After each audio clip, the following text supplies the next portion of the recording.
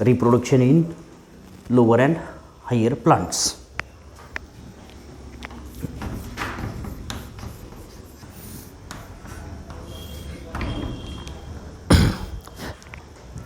बाकीचे काही गोष्टी तुम्हाला क्लिअर झालेल्या असतील. साधारणतः व्हॉट इज प्लांट, म्हणजे 11वीला तुम्ही प्लांट म्हणजे काय याच्याबद्दल डिस्कशन केलेलं असेल किंवा माहीत असेल. त्याचे प्रॉपर्टीज, कॅरेक्टर्स वगैरे सगळ्या गोष्टी तुम्हाला माहीत आहेत असं मी म्हणून चालतो. आता दुसरा याच्यामध्ये आपल्याला काही शब्द आहेत. What is lower and what is higher, हे क्लिअर आहे का? ते क्लिअर असेल तर आपण पुढं जाऊयात. थोडंसं आता त्या चॅप्टरमध्ये नसेल पण बॅकग्राऊंड नॉलेज आपलं चेक करूयात. लोअर प्लांट्स, लोअर प्लांटचे एक्झाम्पल्स काय सांगता येतील तुम्हाला? एक्झाम्पल सांगा. एखादं एक्झाम्पल तुमच्या डोक्यात येत आहे का? कुणाला लोअर म्हणायचं आणि कुणाला हायर म्हणायचं? Lower plants are simple in organization. लक्षात ठेवायचं. Why those are called as a lower? Because they are very simple in the organization. Simple म्हणजे काय? They may be unicellular. They may be unicellular. Clear? Simple म्हणजे काय? तर ते unicellular आहेत म्हणून त्यांना आपण सिम्पल म्हणतो. त्यांचे ऑर्गनायझेशन काय? They are not formed of a many large number of cells. Single cell is able to do all different kinds of the functions of the body. आपली बॉडी जेवढी कामं करते ती सगळी फंक्शन्स कोण काम करतं? Single sale. ओके, म्हणून त्याला आपण काय म्हणतो? सिम्पल ऑर्गनायझेशन असं म्हणतो. And therefore those are the lower plants. Clear? आता हायर त्याच्या विरुद्ध आहे. हायर प्लांट्स कुठलंही एखादं एक्झाम्पल याचं सांगूयात आपण. हां, याचं एक्झाम्पल सांगता येईल आपल्याला. अल्गी. Okay, clear? अल्गी, जेवढ्या काही अल्गी आहेत त्या कशात येतील? लोअर प्लांट्समध्ये येतील. कारण बरेचशा अल्गी आहेत युनिसेल्युलर आहेत. ठीक आहे. कुठली अल्गी घेतली किंवा फिलामेंटस अल्गी आहेत तर त्या सगळ्या अल्गी आपल्याला लोअर प्लांट्समध्ये येतील. Because they have a simple organization. Therefore those are called as a lower plants. Clear? आता प्लांट म्हणजे काय? की ज्याच्यामध्ये क्लोरोप्लास्ट आहे, ज्याला सेल वॉल आहे, जे फोटोसिंथेसिस करू शकतो. ठीक आहे. अशांना आपण ते थोडेसे कॅरेक्टर्स लक्षात ठेवायचे. प्रत्येक वेळेस तुम्हाला प्लांट म्हटलं की व्हॉट इज प्लांट हा शब्द जरी उच्चारला तर तुम्हाला ह्या सगळ्या गोष्टी तुमच्या डोळ्यासमोर अशा व्हिज्युअलाइज झाल्या पाहिजेत. ठीक आहे. तर आपण सिम्पल प्लांट्स. आता हायर प्लांट्स. हायर प्लांटमध्ये कॉम्प्लेक्स ऑर्गनायझेशन.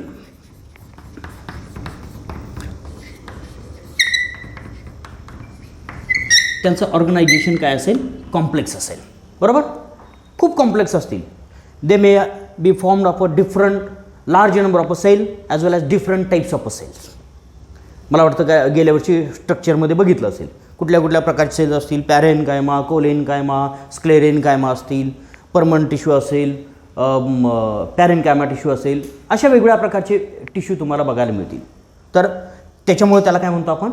कॉम्प्लेक्स असं म्हणतो. Again there is a complexity in the functional aspects. They have a specialized structures for doing their specific function. काय असतं? फॉर एक्झाम्पल रिप्रोडक्शनसाठी त्यांचं स्ट्रक्चर वेगळं आहे. फोटोसिंथेसिससाठी स्ट्रक्चर वेगळं आहे. फूड स्टोरेजसाठी स्ट्रक्चर वेगळं आहे. जमिनीमध्ये सॉईलमध्ये होल्ड करण्यासाठी स्ट्रक्चर वेगळं आहे. So they have a specific structure for the specific function. Therefore those are the complex. Clear?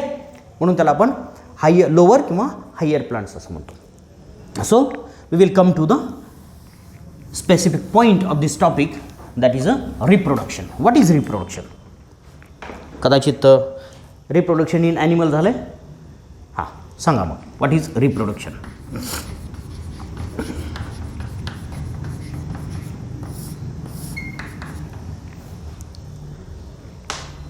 बघूयात आपण. Reproduction. large number of organisms you can observe which are present around you. आज सकाळी बघितलेली काही ॲनिमलची नावं तुम्हाला सांगता येतील, प्लांटची नावं काय सांगता येतील का? सकाळी सकाळी बघितलेली. काय खाल्लं सकाळी का नाही काय खाल्लं? नाश्ता काही नाही. काय? पोहे. कशापासून बनतात? भातापासून. बरोबर, भातापासून बनतात. म्हणजे भाताचं झाड तुम्हाला लक्षात आलं. पहिला भात बघितला, ठीक आहे, म्हणजे प्लांट बघितलं. लक्षात ठेवायचं, आपण उठल्या उठल्या प्लांटच बघतो. ॲनिमल आपण स्वतःच असतो त्याच्यामुळे आपल्याला स्वतःला काय बघत नाही लगेचच, पण जास्तीत जास्त प्लांट्स बघतो. आसपास कितीतरी ग्रीन प्लांट्स बघितले असतील, भरपूर हायर प्लांट्स आहेत ते सगळे, ठीक आहे. भाताचं आयुष्य किती असतं काय माहिती आहे? What is a life span? 2-3 months, 3 महिने. झाड आपण लावतो, भात लावतो, भाताचा धान्य झालं, तांदूळ तयार झाला की ते मरून जातं, वाळतं, बरोबर. 3 महिने. म्हणजे in the living organism 2 important events are there. One is birth or germination, you can emergence आपण म्हणूयात, कॉमनली इमर्जन्स म्हणूयात. इमर्जन्स म्हणजे काय? नवीन तयार होणे, जन्माला येणे, birth, and the another death. These are the 2 compulsory event. आपण म्हणतो जन्म मरणाच्या फेऱ्यातून कुणाला सुटका नाही आहे, बरोबर. तर हे 2 फेरे तुम्हाला करावेच लागतात. 2 इव्हेंट आहेत, हे कंपल्सरी आहे, death and birth. So the time span we are spending in between the birth and death is the life span. त्याला आपण काय म्हणतो? Life span. So each and every organism has their own lifespan, and this lifespan is not dependent on anything. Lifespan, birth to death, it is a lifespan. याच्यातला जो काळ आहे, time आहे, तो टाईम म्हणजे काय? Time between the birth and death is the lifespan. Clear? So this lifespan is completely different in the different kinds of organisms. For example, plants. बघा, कुठलंही प्लांट असेल, बन्यान ट्री,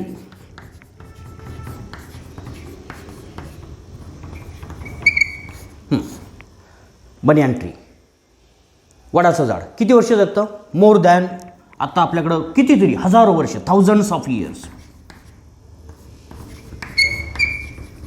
1000 years. आपल्याला माहीत नाही, कितीतरी 1000 years आहेत. काही आहेत 4000 yearपासून एक्झिस्ट असणारे बन्यान ट्री आहेत. आता तुम्ही म्हणणार की हे कसं कळालं की याचं वर्ष 4000 वर्ष? आपण तर 100-200 वर्षापूर्वीपासूनचे आहोत. पण त्याचं आपल्याला वेगवेगळ्या पद्धतीनं डेटिंग करून त्याचं लाईफस्पॅन काढता येतं. किंवा तुम्हाला माहीत असेल, सिम्पल, त्याच्या रिंग्ज आहेत, त्या रिंग्जवरून काढता येतं. पण त्याच्यामध्ये कार्बन डेटिंग नावाची एक प्रोसेस असते, त्याच्यावरून आपल्याला त्याचं लाईफस्पॅन एक्झॅक्ट सांगता येतं. तर त्याच्यानुसार आपण सांगितलं की 2000 वर्षापूर्वी आहे, 3000 वर्षापूर्वी आहे, थाउजंड्स ऑफ इयर्स. काही प्लांट जसं आता सांगितलं राईस, किती आहे? 3 months ओनली. क्लिअर? असं पण नाही, आता तुम्हाला लक्षात येईल की याचं 3 महिने आहे, याचं हजारो वर्ष आहे. म्हणजे याची साईज मोठी आहे, याची छोटी आहे. पण असं काही नसतं. Size is not correlated with the life span. It is completely different. So if it has happened that after the death, if organism goes on vanishing, there will not be presence of any kind of organism. जर असं झालं असतं, काय झालं असतं की death झाल्यानंतर तो कायमचा मेला असता किंवा कायमचा नष्ट झाला असता, तर त्याच्यानंतर कसा येतो?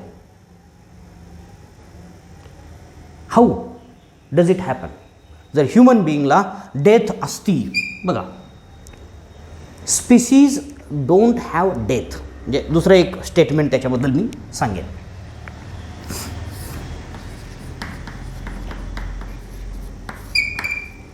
स्पीसीज शब्द बघा. स्पीसीज काय? एखादा प्लांट असेल, जसं आता मी सांगितलं बन्यान ट्री, त्याला डेथ नसते. Death. But individual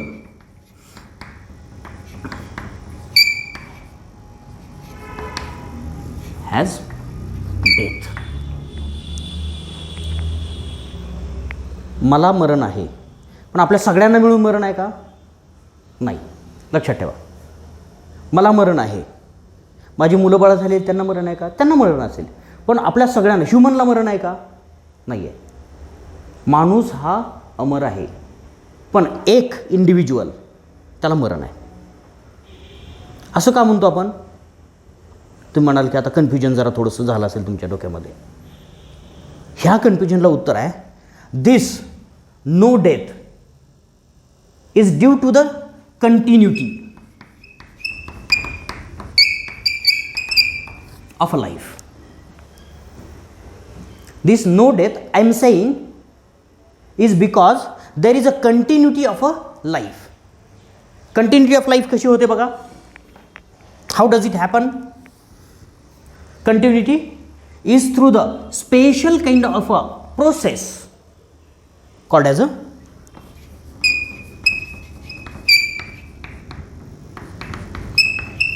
reproduction. Clear? आता क्लिअर झालं? जर माझ्या मुलांना डेथ आहे पण त्यांच्या मुलांना आहे का? नाही. क्लिअर?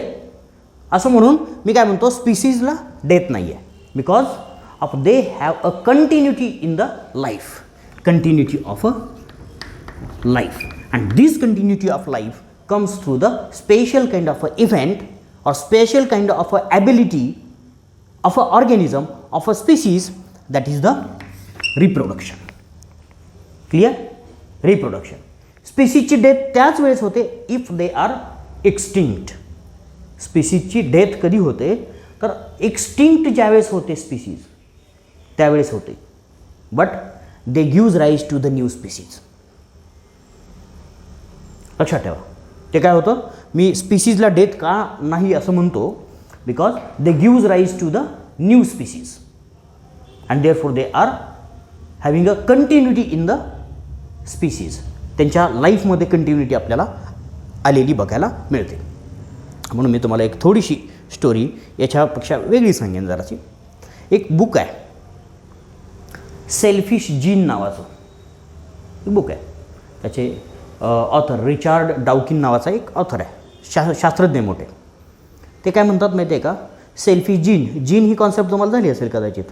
जीन एक छोटासा फ्रॅगमेंट असतो, आपल्या कॅरेक्टरला रिप्रेझेंट करतो, तो जीन असतो. तर ते काय म्हणतात की त्या जीनला मरण नसतं आणि तो सेल्फिश असतो. मी चालतोय हे कशावरती चालतोय, त्या जीनवरती चालतोय. तो जीन म्हणजे त्याला पाहिजे तसं ते ॲक्सेप्ट करतं आणि घेतो. त्या जीनला जर वाटलं आज गोपणे सर नको आहेत, तर तो लगेच दुसरीकडे जातो थ्रू द रिप्रोडक्शन. रिप्रोडक्शनमधून काय जातो, दुसरीकडे जातो. आपल्या आईवडिलांचे जीन कोणामध्ये आले, आपल्यामध्ये आले. आपले जीन कोणामध्ये जाणार आहेत, आपल्या मुलांमध्ये जाणार आहेत. ठीक आहे, मुलांमध्ये जाणार आहे. जीन मेला का नाही, कंटिन्यू झाला. तो सेल्फिश आहे. का सेल्फिश आहे, गोपणे सर आता म्हातारे झाले, आता काय ह्यांचं काही खरं नाही, हे जाणार, त्याच्यामुळे मी दुसरीकडे जातो म्हणून नेक्स्ट गेला. आपण काय करतो, गाडी नवीन घेतो, पण ती गाडी जुनी झाली काय करतो, ती विकून टाकतो आणि नवीन घेतो. गाडीचा आपला काय संबंध आहे का, नाही. तसा जीन काय करतो, आपली बॉडी नवीन घेतो, ती बॉडी जुनी झाली की ती बॉडी सोडून दुसरीकडे जातो कॉपी करून आणि जुनी बॉडी सोडून देतो. त्याला सेल्फिश म्हणून सेल्फिश म्हटलं आहे. आणि हे कशामुळं होऊ शकतं, because of a reproduction. It can happen only because of the reproduction. रिप्रोडक्शनमुळे ह्या गोष्टी झालेल्या बघायला मिळतील. So we can understand that the reproduction is a special event in the life of the living organism. Living ऑर्गॅनिझमच्या लाईफमधला हा special event आहे. And then we come to the point that what is a reproduction. What is a reproduction.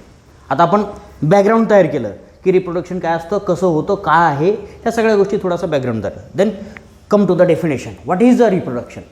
Reproduction is a biological process. It is a biological process by which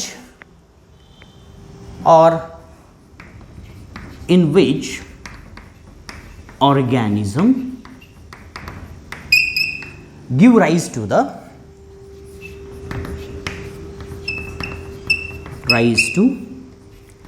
new organism. It gives rise to the new organism of its own type. लक्षात ठेवायचं. त्याच्या पुढे सगळ्यात महत्त्वाचं आहे of its own type. त्यालाच आपण दुसरा शब्द वापरू शकतो सिमिलर टू सेल्फ.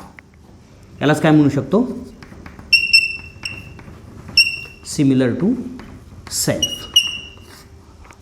कधी आंब्याच्या झाडानं पिंपळाच्या झाडाचं आंब्याची कोय लावली, कोयच म्हणता ना तुम्ही, आंब्याच्या बिया कोय लावली तर त्याच्यातून पिंपळाचं झाड आलेलं बघितलं कधी नाही.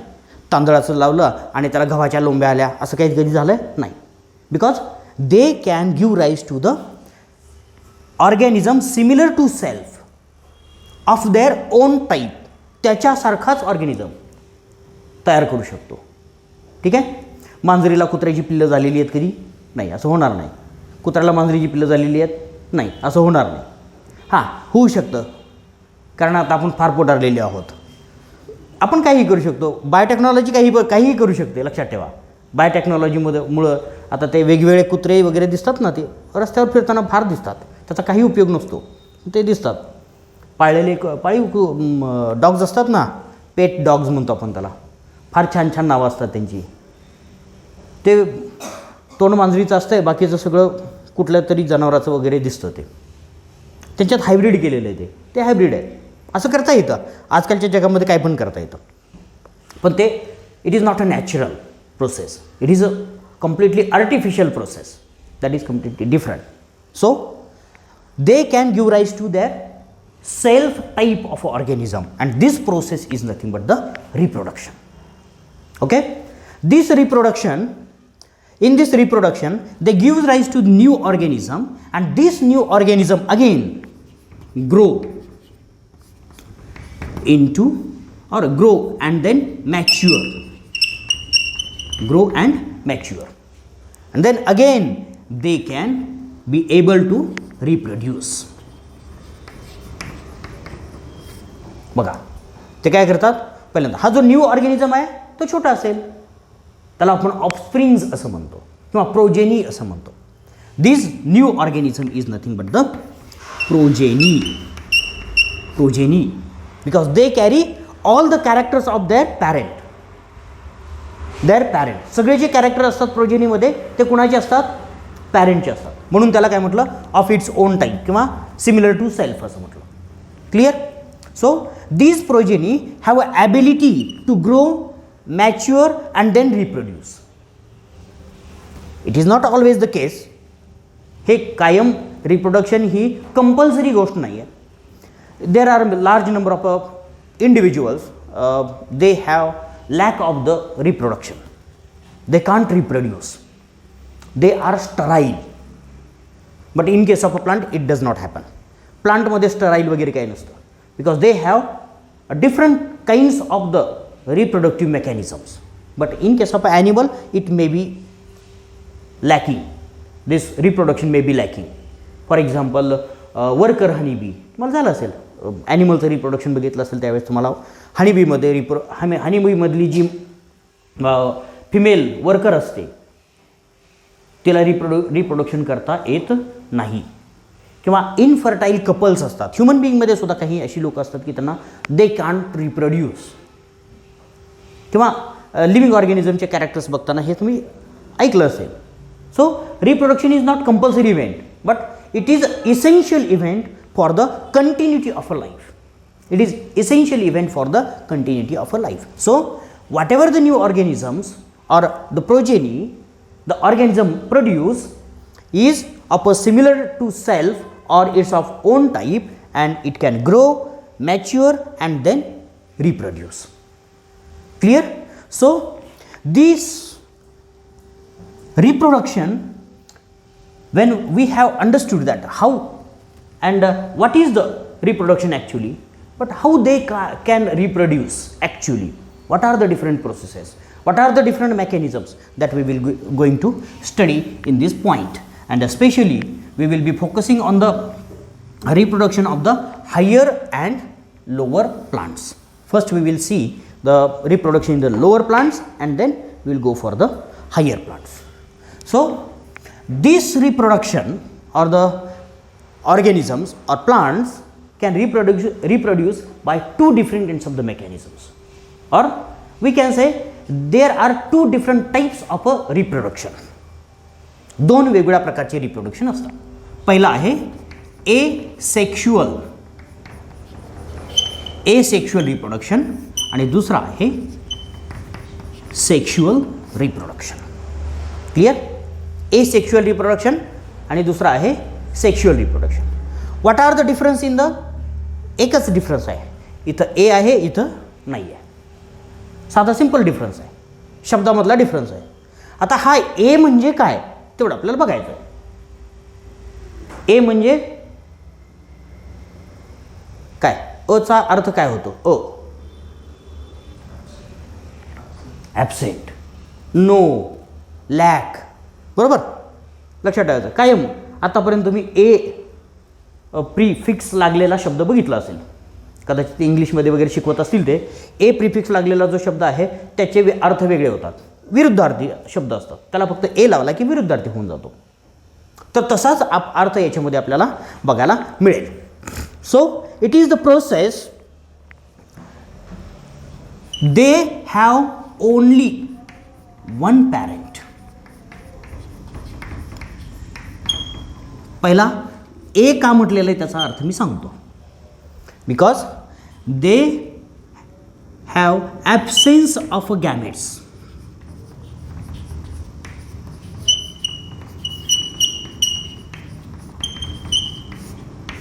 There is a absence of a gamete.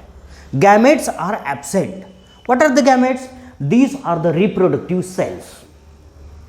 These are the reproductive cells which combines together and gives rise to the new organism.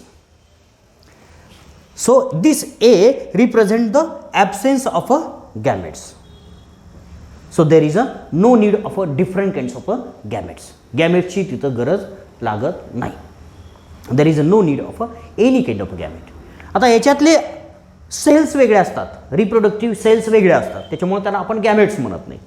Gametes are always haploid. आपल्याला ज्यावेळेस सेक्शुअल रिप्रोडक्शन आपण बघू त्यावेळेस मी गॅमेट्सबद्दल जरा जास्त बोलेन, कारण आत्ता जर बोलायला लागलं तर तुम्हाला कन्फ्युजन होऊन जाईल, म्हणून मी जास्त गॅमेट्सबद्दल बोलत नाही. फक्त gametes are the reproductive cells which fuse together and gives rise to the new cell which will develop in to the new organism. एवढंच फक्त लक्षात ठेवायचं.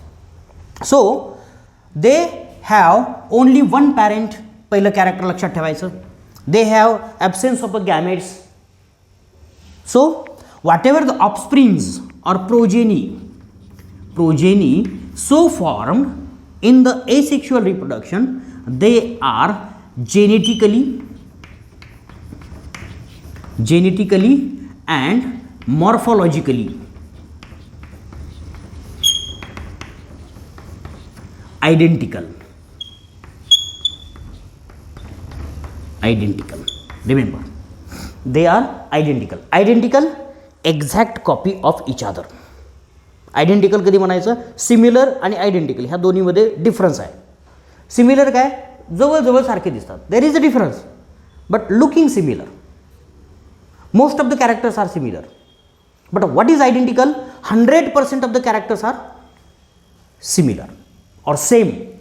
सिमिलर आणि सेम, सारखाच दिसतो, सारखाच आहे, एकच आहेत असा. ठीक आहे, एकच असेल. म्हणजे genetically genes present in this progeny are identical to their parent. Morphological aspects, morphologically progeny are looking exactly similar or exactly same or identical to their parents because they have developed from the only one parent. हे कशामुळे होतं? ते एकाच पॅरेंटपासून develop झाले, एका इंडिव्हिज्युअलपासून तयार झाले असतात. They have only one parent. In sexual reproduction they have two parents or two different types of cells. दोन वेगळ्या प्रकारचे सेल्स. पॅरेंट जरी वेगळे नसले तरी सेल्स तरी वेगळ्या असतील. ठीक आहे. So these genetically and morphologically identical individuals or progeny are called as a clones. लक्षात ठेवायचं. त्यांना काय म्हटलं जातं? क्लोन्स असं म्हटलं. Commonly those are called as a clones. And these clones genetically morphologically exactly similar to the parent. जे copy असते. तुम्ही काही मूवीज बघितल्या असतील, त्या मूवीजमध्ये आपल्याला ह्या गोष्टी दिसतात बऱ्याच वेळा. कॉपी केलेली असते. म्हणजे आता मला एक्झॅक्ट मूवी आठवत नाही, पण डुप्लिकेट दोन दोन हिरो असतात, दोन दोन हिरोईन्स असतात, काही ॲक्ट्रेस वगैरे दोन दोन असतात ना, असं बघितलं. पण तुम्ही कधी असं ऐकलं की दाऊद इब्राहिम हा नाव ऐकले तुम्ही? असे 100 दाऊद इब्राहिम एकाच सारखे दिसणारी माणसं आहेत म्हणे, त्यानं क्लोन्स करून घेतले. ऐकलं आहे मी, बघितलेलं वगैरे काही नाही, पण ऐकलेलं आहे. म्हणजे एकाच सारखे दिसतात. तुम्ही अजूनसुद्धा बघितलं असेल बऱ्याच वेळा. तुम्ही ज्या वेळेस काही छोटी छोटी कोंबडीची पिल्लं वगैरे सारखी दिसायला असतात, एक्झॅक्टली सिमिलर असतात. ते सुद्धा क्लोनिंगनं आपल्याला केलेलं बघायला मिळतं. किंवा आता जर केळी, बाजारात जर केळी बघितली, केळी तर आकारानं साईजनं सगळी सेम दिसतात. बघितलेत? केळी घ्यायला गेला तर तुम्हाला सारखे दिसतील, काही फरक दिसत नाही त्याच्यामध्ये. ते सुद्धा क्लोनिंग असतं. टिश्यू कल्चरमधून क्लोनिंग असतं त्यांचं. आर्टिफिशियल क्लोनिंग असं म्हणूयात त्यांना. आपण बघणार आहोत ते कशा पद्धतीचं आहे. ते सुद्धा क्लोन्स आहेत. ठीक आहे. म्हणजे साईजसुद्धा कमी जास्त नसते, एक्झॅक्टली. वजन जर केलं तरी सुद्धा सेम दिसणार, भरणार त्यांचं. कुठल्याही केळी असू दे, एका जातीची जर असेल, एका ठिकाणाहून जर आणलेली असेल त्यांनी झाडं, एका शेतकऱ्याची जर असतील तर त्यांच्यामध्ये फरक दिसणार नाही तुम्हाला. ठीक आहे. जेनेटिकली आणि मॉर्फोलॉजिकली सिमिलर असतात. तर ते का? एकाच वयाची, एकाच आकाराची, सगळ्या गोष्टी सेम असतात. तर ते तुम्हाला फेमस क्लोन्स माहीत असतील. फेमस क्लोन माहिती आहे एखादं नाव? क्लोन हां सांग. शिप होती. नाव काय होतं तिचं? डॉली. बरोबर. Dolly ship. डॉली शिप काय? एक मेंढीची जात आहे थोडीशी, डॉली. त्याला काय केलं? तिच्या कासेच्या आडर एक पेशी बाजूला काढली आणि त्या पेशीपासून ती तयार केली. तर जन्म ज्यावेळेस त्या डॉलीचा झाला किंवा डॉली जन्माला आली त्यावेळेस तिचं वय हे तिच्या आई एवढं होतं. वय तिचं काय होतं? तिच्या आई, तिच्या पॅरेंट एवढं होतं. आई किंवा वडील असं म्हणता येणार नाही आपल्याला, पण तिच्या पॅरेंट एवढं होतं. असं का? Because we have said genetically morphologically identical. जर आपल्यापासून जर क्लोन तयार केला तर त्याचं वय आपल्या एवढंच असणार. Because all the aspects we have exactly similar to that of the new progeny, that's a clone. म्हणून त्याला क्लोन असं म्हटलं जातं. त्यांच्यामध्ये काही बदल नसतो. Clear? So these are the different kinds of the clones. So this asexual kind of a reproduction is most common in the lower plants. Lower प्लांट्समध्ये हे मोस्ट कॉमन टाईपचं रिप्रोडक्शन असलेलं बघायला मिळतं. It is most common. मी आता sexual बाजूला काढतो. Common in lower plants. आता मी मुद्दाम प्लांट हा शब्द वापरते. लोअर ऑर्गॅनिझम असा जरी वापरला तरी चालेल, तुम्ही त्याच्यामध्ये काही अडचण येणार नाही. So this asexual reproduction is most commonly occurs in the lower plants. In higher plants also this kind of a mechanism is there, but many times this kind of mechanism is not beneficial for the plant or any kind of organism. It is not a good, because the newly formed organism is genetically or morphologically identical to their parent, and it will not be able to cope with or adapt it with the new environment. एक drawback असतो याच्यामध्ये. काय drawback असतो? The newly formed clone is unable to match with the upcoming new environmental conditions.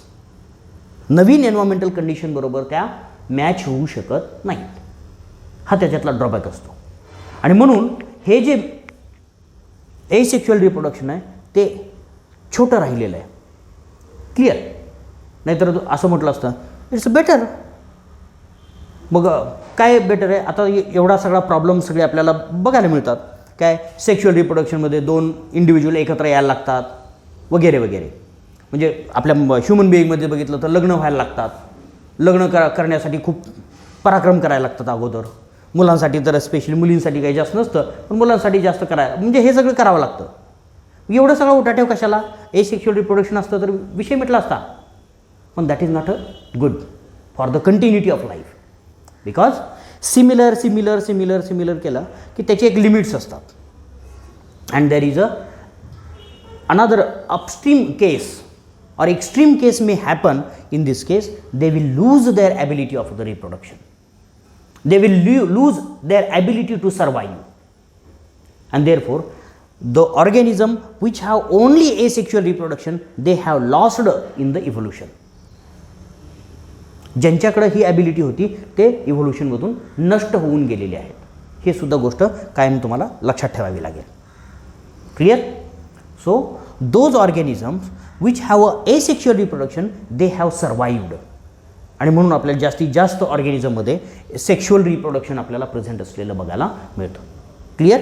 तर अशा प्रकारचं हे sexual आणि एसेक्शुअल रिप्रोडक्शन आपल्याला लक्षात घेऊयात. So we will turn towards the asexual reproduction in the lower plants. This lower plants reproduce with a different kinds of the mechanisms.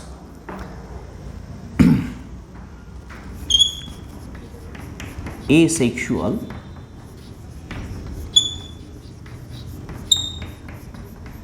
reproduction in lower plants. These can be of different type. One, you can say fragmentation. Books मधलं पण मला सांगा जरासं. आहे fragmentation. ठीक आहे. दुसरं budding. ठीक आहे.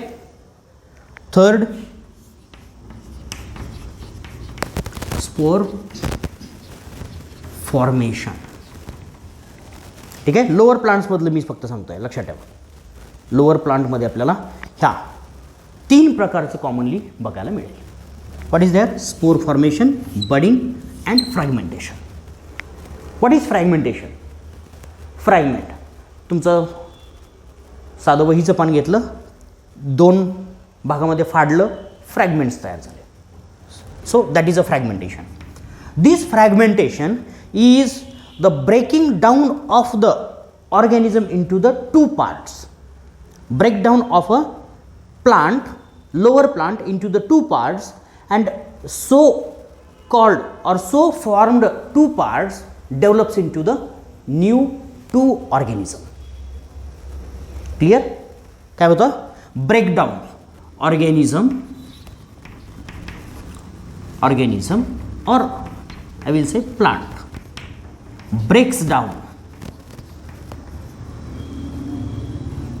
breaks into 2 parts, or you can say segments. बघा, 2 segments, and these segments have ability to grow into new organism. Clear? बघा, प्लांट आहे ते काय होतं? ब्रेक होतं. त्याचे 2 पार्ट होतात, तुकडे होतात, आणि ते तुकडे काय होतात? ते 2 पार्ट्स आहेत, आणि त्याला आपण सेगमेंट असं म्हणतो. And these 2 segments have ability to grow. So they develop into the, or they grow into the two new organism. Not only one. They develop into the, grow into the two new organism. Okay, clear? So these newly formed two organisms are exactly similar to the parent, which is a broken one. म्हणजे आता आपल्याकडे वेगळं असतं. ह्युमनमध्ये जर accident झाला आणि एक आपण विज्युअलाइज करूयात, वाईट म्हणून असं डोक्यात घेऊ नका, एक पाय इकडं पडला तिकडं पडला सगळं, एक वाईट अशी इमॅजिनेशन समोर आणू नका, चांगला आणा की तुकडे झालेले आहेत आपले, त्या पायापासून एक दुसरा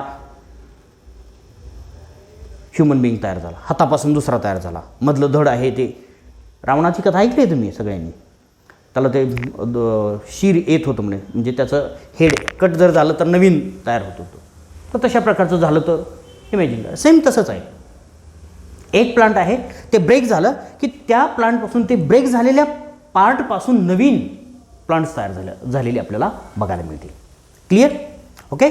so this is called as a fragmentation. There can be the good example in this case. या केसमध्ये आपल्याला चांगलं एक्झाम्पल बघता येईल ते म्हणजे स्पायरोगायरा. Algae, spirogyra. ठीक आहे. स्पायरोगायरामध्ये आपल्याला ह्या गोष्टी बघायला मिळतील. स्पायरोगायरा. ठीक आहे. काय होईल स्पायरोगायराची? सर साधं सिंपल जर स्ट्रक्चर बघितलं, it is a filamentous algae. याला काय म्हणायचं? Filamentous algae. फिलामेंटस अल्गीमध्ये आपल्याला ही पूर्ण स्ट्रक्चर असल्यासारखं बघायला मिळतं. मी आता थोडंसं स्ट्रक्चर काढतोय. They have separated, they are form of many cells arrange in the filament. अनेक सेल्स असतात, त्या कशा अरेंज झालेल्या असतात? फिलामेंटमध्ये. Clear? And these cells are separated with a cell wall called as a septum. त्याला काय म्हणायचं? Septum. They have nucleus and they are named as a spirogyra because they have spiral type of a chloroplast. Spiral chloroplast. यांच्यामध्ये जे chloroplast असतं कसं असतं? Spiral असतं, स्प्रिंगसारखं असतं, म्हणून त्याला काय म्हटलं? स्पायरोगायरा म्हटलं. याचं काय होतं? When it breaks down, breaks into two, एक स्पायरोगायरा फ्रॅगमेंट असेल आणि दुसरा स्पायरोगायरा फ्रॅगमेंट असेल. This will also grow into the new organism. It is also grow into the new organism. Clear? बघा, एक स्पायरोगायरा आहे, त्याचे दोन फ्रॅगमेंट झाले. क्लिअर? त्याचे दोन फ्रॅगमेंट झाले आणि त्याच्यामुळं नवीन दोन ऑर्गॅनिझम तयार झाले. It's a fragmentation. It is very simple process of a fragmentation. Clear? तर अशा पद्धतीनं आपल्याला फ्रॅगमेंट झालेलं. देर are large number of the plants, they have a fragmentation, but very ideal example is of a spirogyra. Ideal example आपल्याला स्पायरोगायराचं घेता येईल. So this is about the fragmentation type of a reproduction. दुसऱ्या प्रकारामध्ये आपण बघूयात. Second काय म्हटलं होतं मी?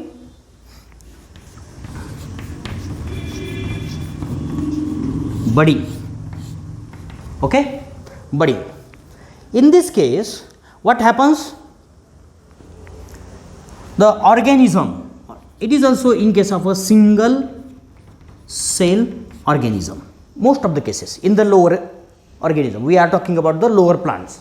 In the lower plants, when we are talking about the single cell organism, at that time, what happens? This single cell grows or they form a outgrowth for the cell. सेलसाठी काय होते? Outgrowth तयार होते. For example, एक cell आहे, You can take an example of a yeast. It is a yeast cell. Okay? They gives rise to the formation of a new small cell or outgrowth. This is called as a bud. याला काय म्हणायचं? बड असं म्हणायचं. So small cell which is formed to the larger matured cell is the bud. So this bud, after some time, if it grows to the sufficient size, हा काय होईल? अजून थोडासा वाढेल. आता याच्यापेक्षा मोठा मी दुसऱ्या ठिकाणी दाखवतो. When it grows to the sufficient size, याची साईज महत्त्वाची असते. साईज, सफिशियंट साईज, कुठली एक्झॅक्टली एवढी तेवढी अशी काही नाही सांगता येणार, पण सफिशियंट साईजमध्ये जर तो ग्रो झाला तर it pinch off from the or it detach from the parent cell. It get detached from the parent cell. Parent सेलपासून तो डिटॅच होतो. And so this will grow in to the new and again this parent cell continues to grow in to the their own life. Again, this cell, single cell can have one or more budding cells. याला एकच असते असं नाही. There can be the more than one. कधी कधी तर असंही होतं की आता ही मोठी आहे, ह्या नवीन असलेल्या सेल्सला सुद्धा बर्ड्स यायला सुरू होतं. So one or more birds can be formed in the single cell. So this kind of a mechanism is called as a budding. So especially budding is occur into the favorable conditions only. When there are favorable conditions, what are the favorable condition? It occurs into the favorable conditions only. लक्षात ठेवा, budding favorable condition मध्येच होतं. What are the favorable condition? There can be present of the large amount of the of nutrients.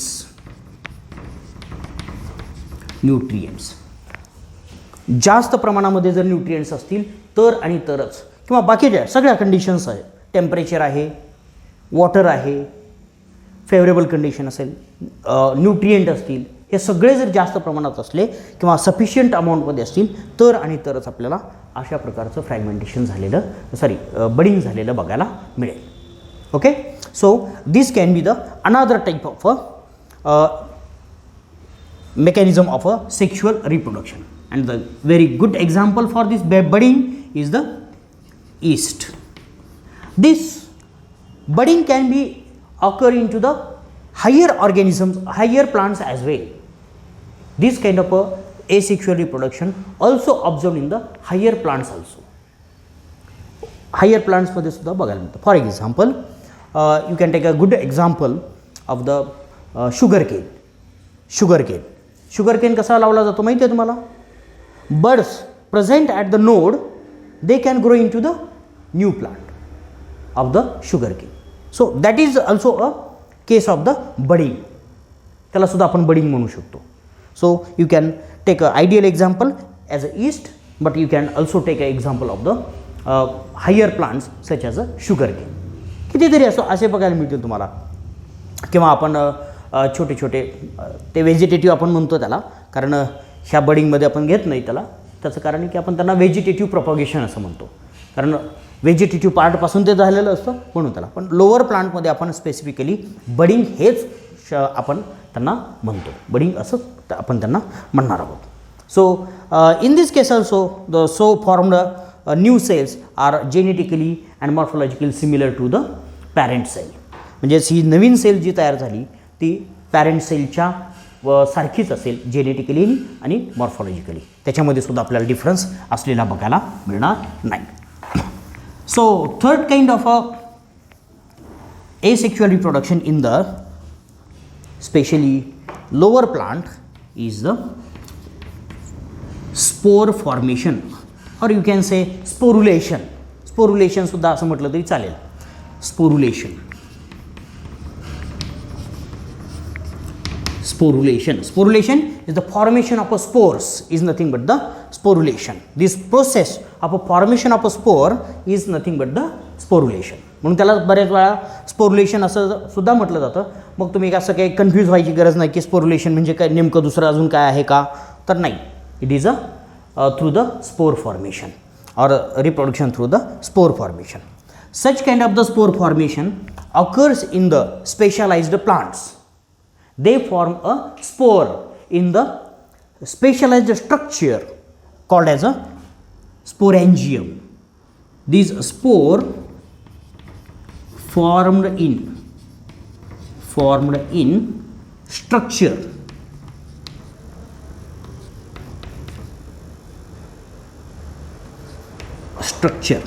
and this structure is called as a sporangia or sporangium. Single जर असेल तर sporangium, plural असेल तर sporangia असं म्हणतो आपण त्याला. ठीक आहे, sporangium. So spore formed in the or spores are formed in the specialized structure of that plant, of that lower plant is called as a sporangium. These are the germinating structures. Spores are the germinating structure. These spores can be of a different type. वेगवेगळ्या प्रकारचे असू शकतात.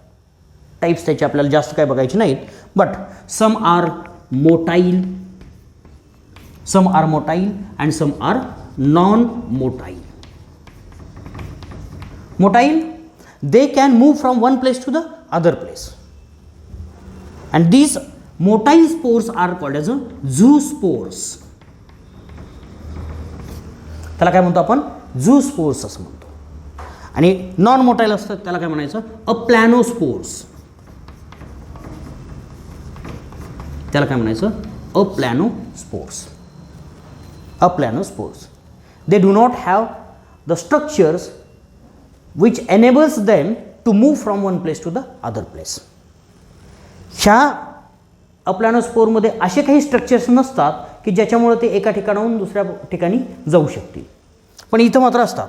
कुठले structure असतात, for example फ्लॅजेला.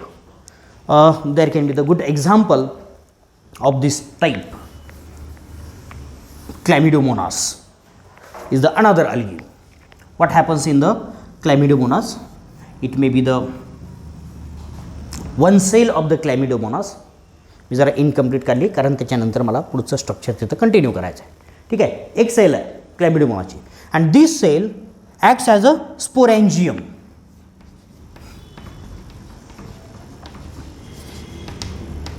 He cell काय म्हणून काम करणार आहे, स्पोरॅन्जियम म्हणून काम करणार आहे. So what happens, it gives rise to the different types of cells within the structure. त्याच्यामध्ये छोटे छोटे स्ट्रक्चर्स तयार झालेले बघायला मिळतील, छोटे छोटे structures. And they will have a two flagella, and those flagella are responsible for the doing locomotion or motility. आता इथून पुढं हे स्ट्रक्चर्स काय होणार आहेत, they will go to the different places and where they fall down they will start to grow there.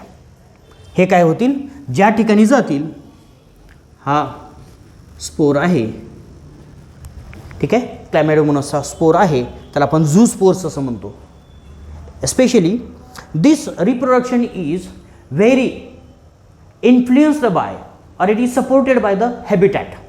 Habitat याच्यात फार महत्त्वाची असते रिप्रोडक्शनमध्ये हॅबिटॅट महत्त्वाची असते. And in case of this algae, there is a aquatic habitat, or they reproduce in the water. Water मध्ये reproduce करतात. So what they do, they can move from one place to the other place through this flagella. ह्या flagella मुळे काय होतात, एका ठिकाणून दुसऱ्या ठिकाणी जाऊ शकतात. And where there they go, they can grow into the new plant of the Chlamydomonas from these spores. So there is a good example of this spore formation is the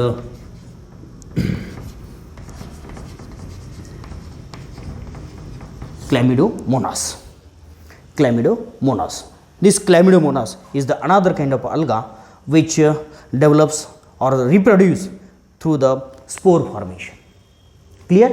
अशा वेगवेगळ्या प्रकारचे आपल्याला एक्झाम्पल्स इथं बघायला मिळतील.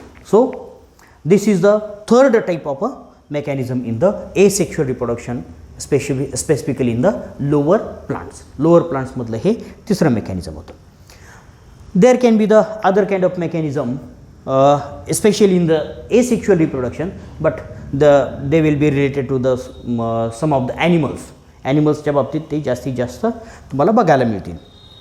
For example formation of a conidia in case of a fungi, formation of a gemmule in the sponges, ते बघितलं असेल तुम्ही प्लांटच्या वेळेस, किंवा कटिंग मेथड असेल, किंवा फ्रॅगमेंटेशन ॲनिमलमध्ये सुद्धा आपल्याला बघायला मिळेल. तर ते किंवा बडिंगसुद्धा ॲनिमलमध्ये बघायला मिळतं, जसं हायड्रामध्ये बघितलं असेल तुम्ही, तर ते ॲनिमलमध्ये सुद्धा बघायला मिळतं. एसेक्शुअल रिप्रोडक्शन, खरं तर एक्सेक्शुअल रिप्रोडक्शन एकत्रच आपण स्टडी करायचं होतं, पण ते बायफर्केट केल्यामुळं लोअर आणि हायर प्लांटमध्ये आपण फक्त प्लांटचं इथं बघतो आहोत. Clear? So we have got a knowledge that asexual reproduction, what is asexual reproduction, how does it happen, and what are the different methods of this asexual reproduction. There are 3 different kinds of the methods in the lower plants usually happens, especially in case of the asexual reproduction, and there are many different kinds of the other mechanisms also involved, though, but those can be of a sexual type in the lower plants as well. But when we come to the higher plants, specifically of the asexual reproduction,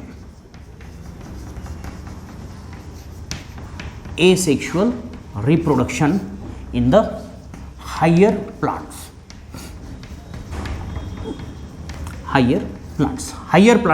asexual reproduction. ठीक है? In case of the higher plants, this asexual reproduction is most commonly known as a vegetative propagation.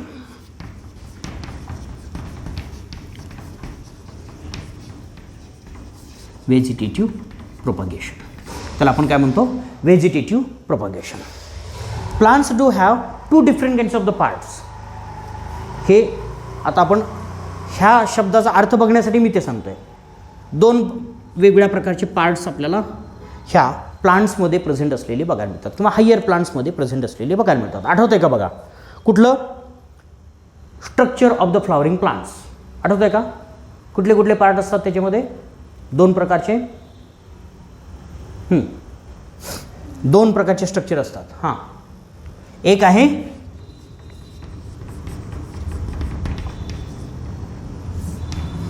आणि दुसरं आहे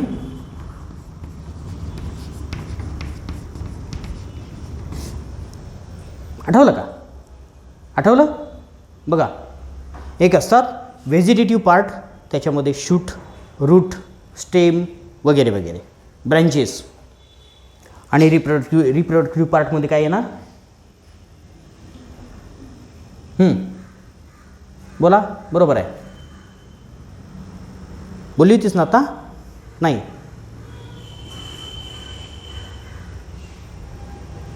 vegetative पार्टमध्ये काय येणार? बघा, लिहून घ्या पाहिजे तर. Vegetative parts, leaves, stem, root, branches,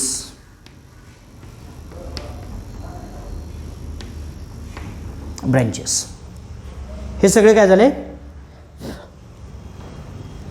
branches नाही लिहिलं तरी चालेल, लीव्ज, स्टेम आणि रूट एवढं जर लिहिलं तरी चालेल. रिप्रोडक्टिव्ह अजून कुठले पार्ट राहिले याच्यामध्ये? प्लांटमधले part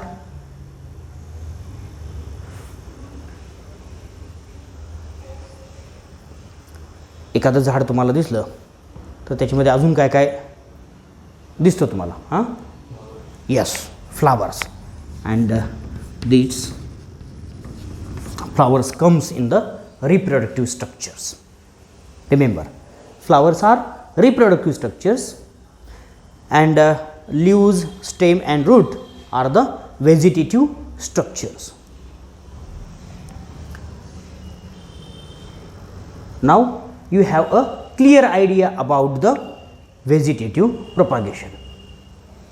If plant reproduce or plant grows from the vegetative part, if plant grows from the vegetative part, this kind of a reproduction is called as a vegetative propagation, or it is a asexual reproduction. Clear? त्याला आपण काय म्हणूयात, vegetative propagation किंवा asexual reproduction असं म्हणणार आहोत. हे दोन्हीही सेमच, लक्षात ठेवायचं. But here most commonly they use a vegetative parts, therefore those are called as a vegetative propagation. Vegetative parts grows into the large number of the plants, therefore it is a propagation. Propagation, increase in the number. लक्षात ठेवा, propagation म्हणजे काय, increase in the number. Number वाढला की त्याला propagation म्हणायचं. Clear? So if single plant is there, it can grow in to the large number of a plants. It is because of the vegetative parts, and therefore it is called as a vegetative propagation. So what happens, for example, very common propagation, a vegetative propagation, you can take an example of this, sugarcane. A single stem of the sugarcane, we can break it into the number of nodes equal to the number of nodes. जेवढे nodes आहेत तेवढ्या नंबरमध्ये त्याला आपण काय करू शकतो, cut करू शकतो. and then these many number, किती जेवढे असतील, एका काय म्हणतो आपण त्याला, एक मोठं स्टेम असेल तर काय म्हणणार आहे, ऊसाचं मोठं पूर्ण स्टेम असतं त्याला काय म्हणणार आपण, सांग की. एक छोटं असतं त्याला पेरं म्हणतो आपण, बरोबर. मोठं असतं ते काय, नाही माहीत नाही. हां, मोठं ऊसच आणला खायला, शेतात गेला आणि घेऊन आला तुकडे न करता, तर त्याला काय आणलं म्हणणार, आमच्याकडे ढांग किंवा ढेंग असं म्हणतात. म्हणजे एवढं लांब असतं, एक ढेंग टाकल्या इतकं टाकतो आपण, एवढं लांब असतं म्हणून त्याला एक ढेंग असं म्हणायचं. ठीक आहे, तर तेवढं लांब असतं. आता त्याच्यात किती पेरी असतात साधारणतः, किती असतात, किती पेऱ्याचा असतो ऊस माहीत नाही, ते पण माहीत नाही. ऊस आहे की नाही शेतात, शेत कुणाला, तुला आहे ऊस आहे, मोजायला पाहिजे जाऊन आता तू. ठीक आहे, तुमच्याकडे शेत आहे, हां ऊस आहे, हां जाऊन मोजायचे किती पेरी असतात सांगायचं. मी आता फक्त लिहितो आहे किती पेरी आहेत. याला आपण नोड्स म्हणणार आहोत, लक्षात ठेवा. काय म्हणणार आहोत, नोड्स म्हणणार आहोत. Each node have a single bud, डोळा, एका नोडला एक डोळा असतो. So what will happen if we want to propagate this one plant of a sugarcane, we can grow it into the 25 plantlets of a sugarcane. sugarcane चे किती plantlet तयार करू शकतो, नवीन किती प्लांट तयार करू शकतो, 25. it will grow into the 25. so this number एक इथं अगोदर काय होता, 25 नोड्स आहेत, पण it is from the one plant. One plant have 25 nodes, and therefore one plant can grow into the 25. So this is the propagation, and it is from the vegetative part, therefore it is called as a vegetative propagation. म्हणून त्याला आपण vegetative propagation असं म्हणतो. These vegetative propagation can be of two different types. We can what we can do, we can group it into the two different types as a natural आणि दुसरा आहे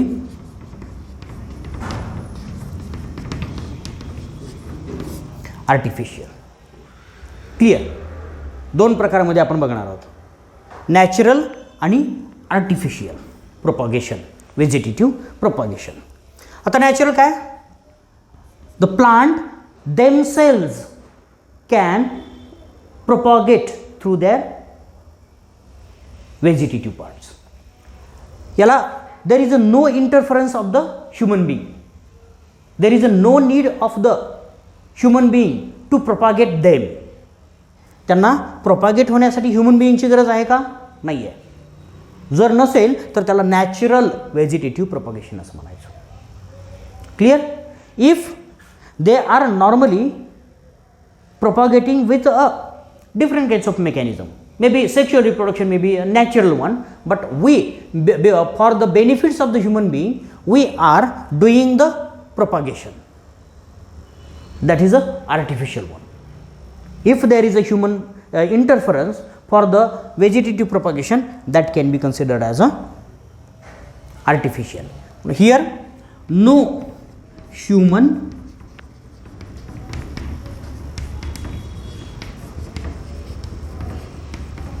human interference अजिबात आपल्याला तिथं बघायला मिळत नाही. They develop naturally.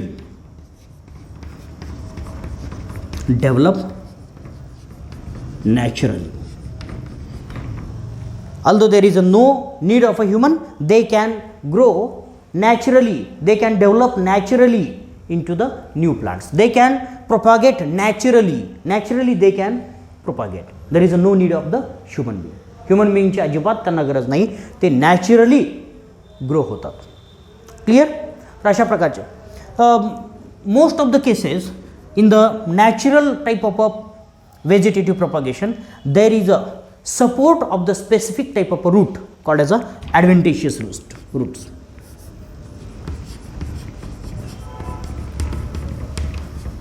Adventitious roots are there. Adventitious roots are there. These adventitious roots arise from the nodes. हे कुठून तयार होतात? नोड्स पासून तयार होतात. ओके, नोड्स पासून तयार होतात. If there is one branch, this branch have a different kinds of nodes, and these nodes grows into the adventitious roots, and these adventitious root develops into the new plant. Clear? For example, जर बघायला गेलो आपण काही plants असे बघितले असतील तुम्ही, वडाचं झाड असेल, वडाच्या झाडाच्या पारंब्या खाली येतात. त्या वडाच्या झाडाला जर मधनं कट केलं त्याची फांदी, ती पारंबी रूट्समध्ये डेव्हलप होते आणि नंतर नवीन प्लांट्स तयार होऊ शकतं त्याचं. ठीक आहे? तर त्याच्यामध्ये कोणाचा सपोर्ट आहे, कोणाचा रोल महत्त्वाचा आहे? ॲडव्हेंटिशियस रूट्सचा रोल महत्त्वाचा आहे. आणि जर ॲडव्हेंटिशियस रूट्स जर डेव्हलप झाले होत नसतील तर they cannot propagate through the vegetative method. Vegetative propagation त्याच्यामध्ये होणार नाही. म्हणून adventitious roots are very important because this adventitious roots helps for the newly formed plant to grow and to mature, to develop.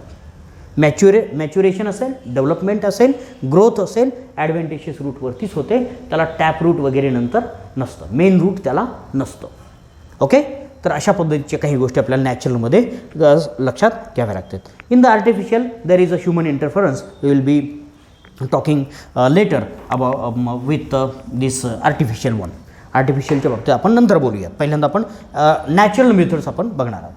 This natural type of a vegetative propagation occurs with the different types of parts. There are different types of parts involved. Specialized structures, specialized plant parts are formed. For example, it can develop through the stem. Stem पासून तयार होतो. बघा, आपल्याला वेगवेगळ्या प्रकारचे stems माहीत असतील. What are the different types of stems? आता फक्त त्यातल्या आपण मेकॅनिझम्स बघूयात. नॅचरलमधले, नॅचरलमध्ये stem is one of the mechanism. Natural vegetative propagation by stem. ठीक आहे. What happens? It occurs in the runners. Runner it is one type of a plant group. एक प्लांटचा ग्रुप आहे. फॉर एक्झाम्पल, स्ट्रॉबेरी किती जणांनी खाल्ली रे? Strawberry खाल्ली. त्याचं झाड बघितलं? नाही बघितलं. एकदम साधं सिंपल असतं, वेल असल्यासारखं, वेलवर्गीय असल्यासारखं. पण त्याला वेल असं म्हणायचं नाही, तो वेगळा पार्ट. म्हणजे त्याच्यात अजून छोटे छोटे ग्रुप असतात. त्याच्यातला एक सगळ्यात महत्त्वाचा आहे तो रनर्स. हा मला वाटतं तुम्ही प्लांटचं स्ट्रक्चर किंवा प्लांटचे टाईप बघत असताना ते फ्लावरिंग प्लांट्स वगैरे बघत असताना ते बघितलं असेल मे बी. रनर्स वगैरे रनर्स आहेत किंवा त्याच्यामध्ये हायर प्लांट्स असतील किंवा ट्यूबर्स असतील, हे सगळे तुम्ही तिथं बघितलेले आहेत.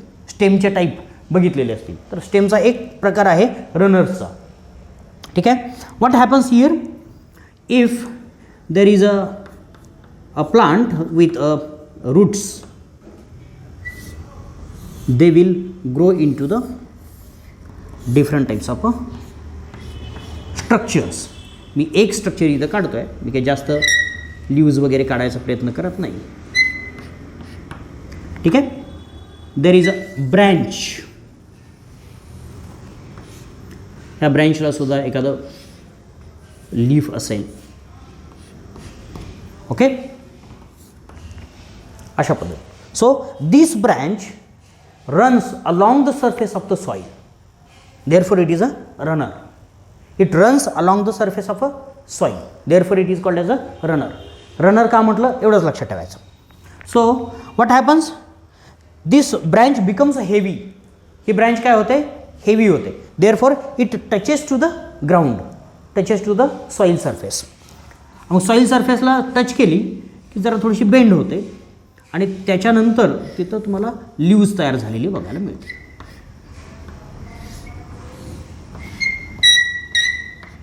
बर्ड्स वगैरे तिथं आपल्याला असलेले बघायला मिळते. Okay. So what happens here is a formation of the adventitious roots.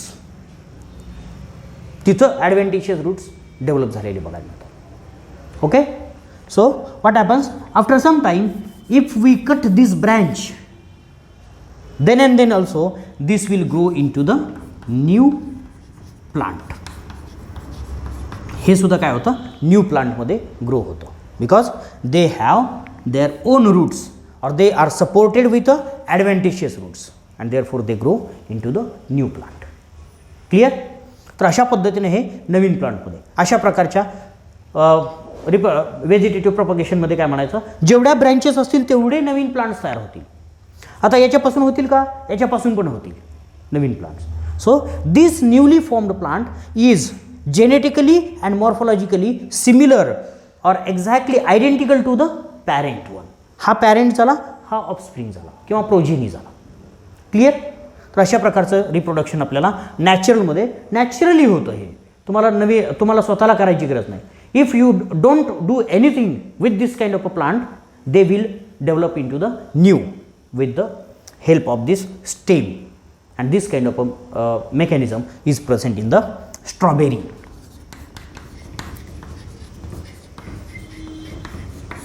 Strawberry, लक्षात ठेवा. Example, well known example is a strawberry. So this as you all know, these adventitious roots are always formed at a node. ही गोष्ट लक्षात ठेवायची. इथं node असतो आणि त्या नोडलाच आपल्याला हे ॲडव्हेंटिशियस रूट्स डेव्हलप झालेले बघायला मिळतात. तुम्हाला काय गडबड, म्हणजे हा व्हेजिटेटिव्ह प्रोपगेशनचा तेवढा थोडासा आर्टिफिशियल आपण नंतर बघूयात, पण व्हेजिटेटिव्हचा तेवढा संपून घेऊयात. Another kind of a mechanism, it is through the special kind of another structure, vegetative structure, that is a roots. Roots वेगवेगळ्या प्रकारचे रूट्स आपल्याला प्रेझेंट असलेली बघायला मिळतील. Specially specialized roots which gives rise to the new plant or they involved in the vegetative propagation is the tubers. For example, हां, कुठल्या कुठल्या प्रकारचे ट्यूबर्स असतात, रूट ट्यूबर्स दोन प्रकारचे असतात. स्टेमचे ट्यूबर्स असतात आणि रूटचे ट्यूबर्स असतात. आपण रूटच्या ट्यूबर्सबद्दल बोलतो आहे. क्लिअर. स्टेमचे ट्यूबर्स सांगता येतील एखादा, वाचायला लागणार बरं का, 11वीला झालेलं आहे तुम्हाला. हा स्टेम ट्यूबर्स दररोज तुमच्या संपर्कात येतो.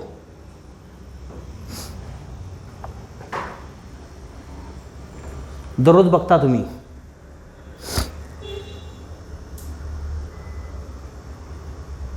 स्टेम ट्यूबरबद्दल मी विचारतो बरं का. स्टेम. बघता नाही, बघतेस की नाही?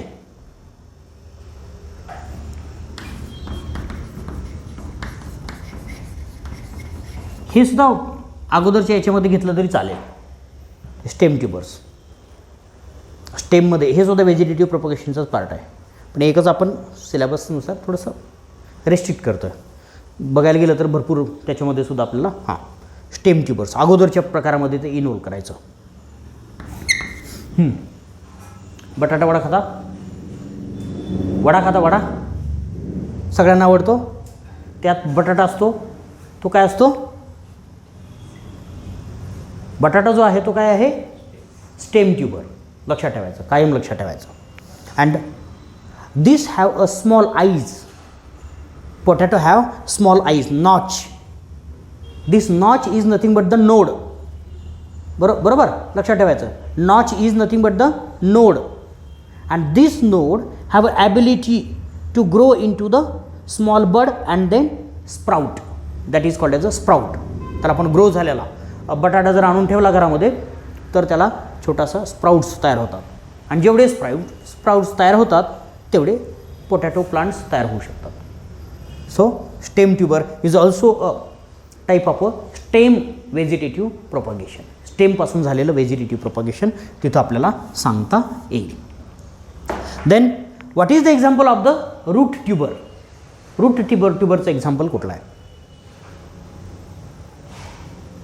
रताळे खाल्लेत? गाजर खाल्लं आहे?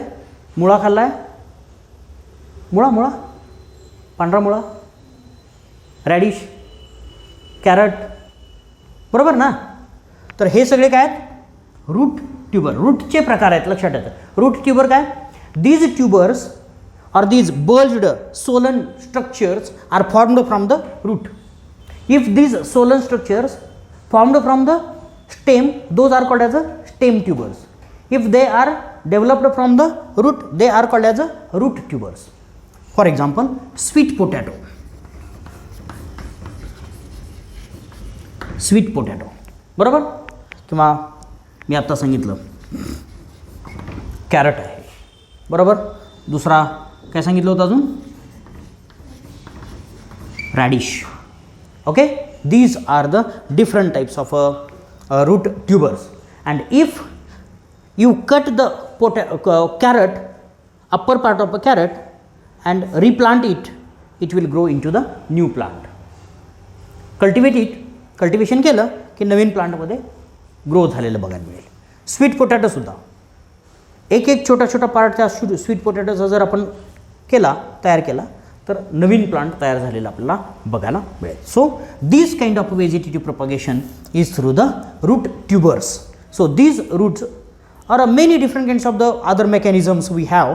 Roots can be roots have ability to develop in to the new plant. रूट्समध्ये नवीन प्लांट डेव्हलप करण्याची ॲबिलिटी आपल्याला प्रेझेंट स्टेडी बघायला मिळते. So this is the vegetative propagation through the roots.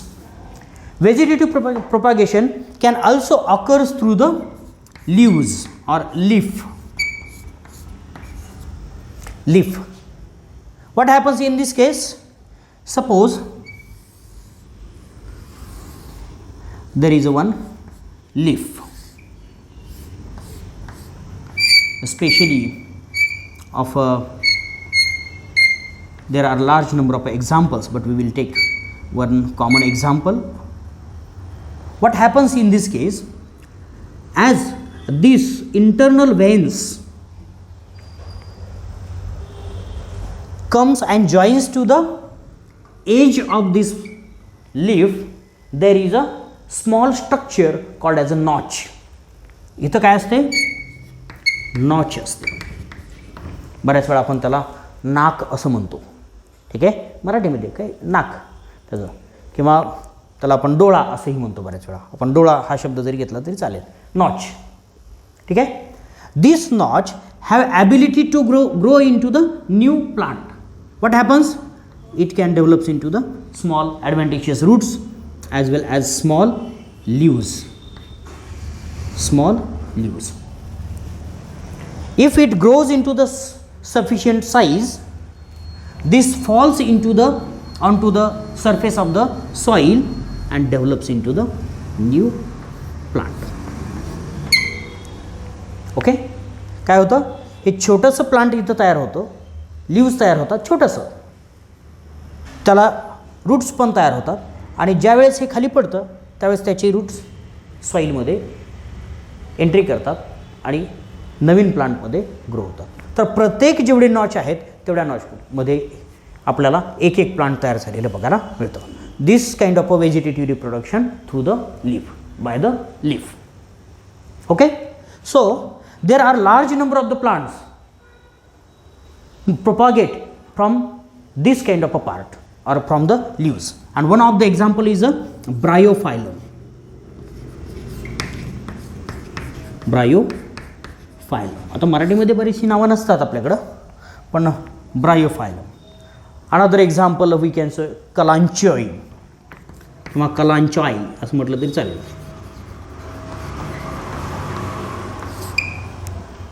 कलांचॉई असे दोन प्लांट्स आहेत की त्यांच्यामध्ये हे छोटेसे शोची झाडं वगैरे तुम्हाला बघायला मिळतात, आपल्या कुंडीमध्ये वगैरे लावलेली बघायला मिळतात.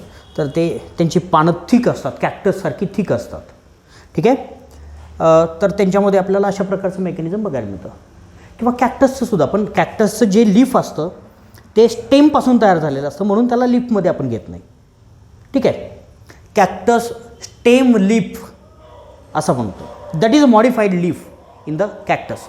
कॅक्टसमधलं जे लीफ असतं ते मॉडिफाईड स्टेम असतं, लक्षात ठेवायचं, म्हणून त्याला आपण लीफ असं म्हणत नाही. आणि त्यांच्यात लीफचं मॉडिफिकेशन काय झालेलं आहे, स्पाईनमध्ये झालेलं आहे, लक्षात ठेवा, म्हणून त्याला आपण लीफ म्हणणार नाही आहे.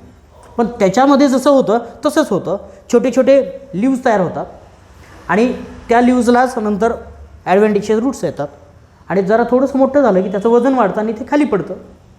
वजन वाढल्यामुळं डिटॅच होतं, डिटॅच झालं की ते सॉईलमध्ये झालं की त्याचं नवीन प्लांट तयार होतं. अशा प्रकारचं हे through the leaf vegetative propagation आपल्याला प्रेझेंट असलेलं बघायला मिळेल. अँड लास्ट टाईप अनादर you can have a example of the bulbs. Through the bulb there are different kinds of the plants which have a bulb. For example, bulb असणारे प्लांटची नावं सांगाल तुम्ही? खाता दररोज पण माहीत नसतं, लक्षात येत नाही तुमच्या, हे लक्षात ठेवायचं. बायोलॉजी सोपी काय आहे माहिती आहे का, किंवा इंटरेस्टिंग काय आहे त्याच्यात, सगळं आपल्या आजूबाजूला असतं, फक्त माहीत नसतं आपल्याला, तेच आहे. म्हणून हे माहीत झालं की तुम्ही काय करायचं आहे, कोरिलेट करायचं, त्याला लक्षात ठेवायचं आहे. हां, काय सांगता येईल? सगळ्यांना माहिती आहे, आता माहिती आहे, आता लगेच झालं. बल्ब म्हणजे काय लक्षात आलं. कांद्यापासून कांदा तयार होतो, माहिती आहे. कांद्याचं खालचं जर कट केला, छोटासा पार्ट जर हा बल्ब आहे, ओनियन बल्ब आहे, their stem is plate like. त्यांचं स्टेम काय असतं, plate like, dish like stem असतं. जर आपण हे लीफचं मॉडिफिकेशन जर बघितलं,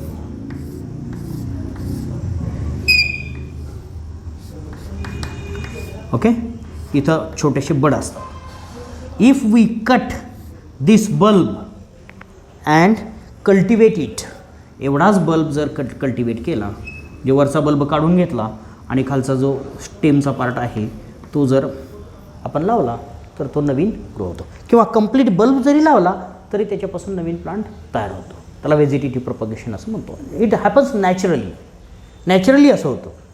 and this kind of a propagation is to cope with a environmental condition.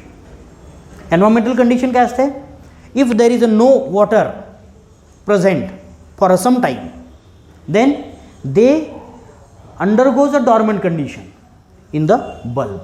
They store water and they can survive, and when the favorable condition occurs they can develop into the new plant. So it is a vegetative propagation through the bulb. Or another example काय सांगता येईल, कांद्याचा भाऊ जरा थोडासा जवळचा, हां बरोबर, garlic. Okay, garlic is also garlic तर a better example than this onion is the garlic. गार्लिकला छोटे छोटे बर्ड्स असतात. There are large number of birds. Garlic bulb itself is a combination of a combo of a birds. तो कोणाचा combo आहे? बर्ड्सचा combo आहे. एक bird त्याला आपण कुडी असं म्हणतो, बरोबर ना. ती कुडी जर छोटी काढली त्याला बर्ड असं म्हणतो आपण इंग्लिशमध्ये. तर तो जर प्लांट केला तर त्याच्यापासून नवीन गार्लिक तयार झालेलं आपल्याला बघायला मिळेल. So this kind of mechanism occurs in this bulb type. म्हणून हे बल्बसुद्धा आपल्याला फार महत्त्वाचे असलेले बघायला मिळतात. So this vegetative propagation is occurring through this different kinds of the structures, and therefore this kind of a mechanism is the asexual reproduction. Clear? So we will sum up today's activity. मी फक्त एका लाईनमध्ये लिहून काढतो, म्हणजे आपण काय काय शिकलो. एक्सप्लेनेशन आपण दिलेलंच आहे प्रत्येकाचं. पहिलं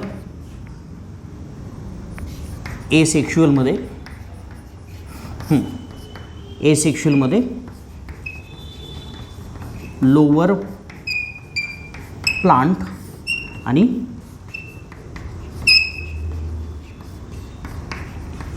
हायर प्लांट्समधलं दोन्ही बघितलं. लोअर प्लांटमध्ये सांगायचं आता तुम्हीच. हां,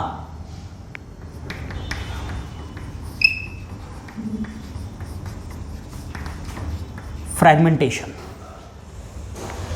हां, एक्झाम्पल सांगा. स्पायरो गायरा. एक एक्झाम्पल समोर लक्षात ठेवूया म्हणजे आपल्याला सोपं जाईल. हां, दुसरं बडिंग. हां, एक्झाम्पल सांगा. ईस्ट. ओके. तिसरं स्पोर फॉर्मेशन. एक्झाम्पल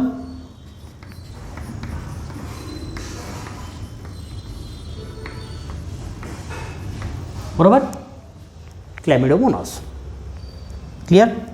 हायर प्लांट्समध्ये आता ठीक आहे ना. झालं. लोअर प्लांट्समध्ये. हायर प्लांट्समध्ये आपण दोन प्रकारचं बघितलं. व्हेजिटेटिव्ह प्रोपॅगेशन एक बघितलं,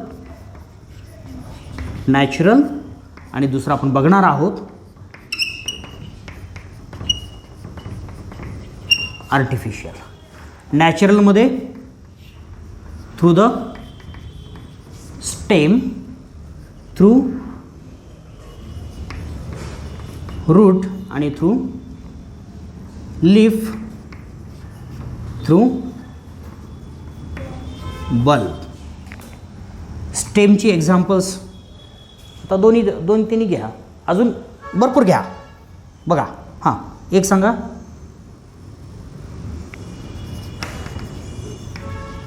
मी सांगितलेली स्ट्रॉबेरी.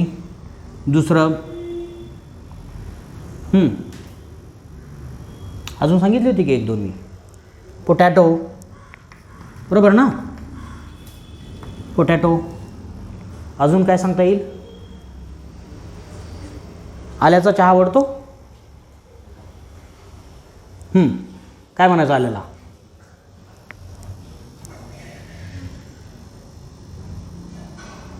काय म्हणायचं? काय म्हणायचं? अरे हां, ते सुद्धा स्टेम आहे, लक्षात ठेवायचं. म्हणून मी मुद्दामून सांगतो इथं. ठीक आहे. हे सुद्धा स्टेम आहे, म्हणून त्याचंच प्रोपॅगेशन वेगळ्या पद्धतीनं होतं. म्हणून मी तुम्हाला मुद्दामून जास्त एक्झाम्पल्स दिली. आपण बघितलं एकच स्ट्रॉबेरीचं, पण आपण जास्त एक्झाम्पल का घेतली तर तुम्हाला अंडरस्टँड झालं पाहिजे की ही एक्झाम्पल्स वेगळ्या प्रकारची आहेत आणि ही सगळी स्टेम आहेत हे तुम्हाला कसं समजलं पाहिजे. रूट्समध्ये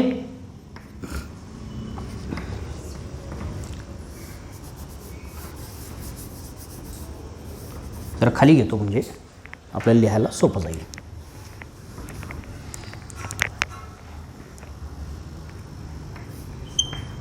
रूट. आता सांगितलं स्वीट पोटॅटो, कॅरोट,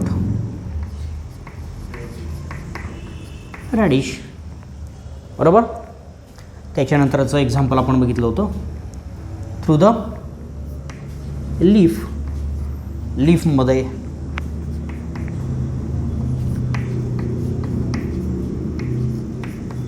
ब्रायोफायलम आणि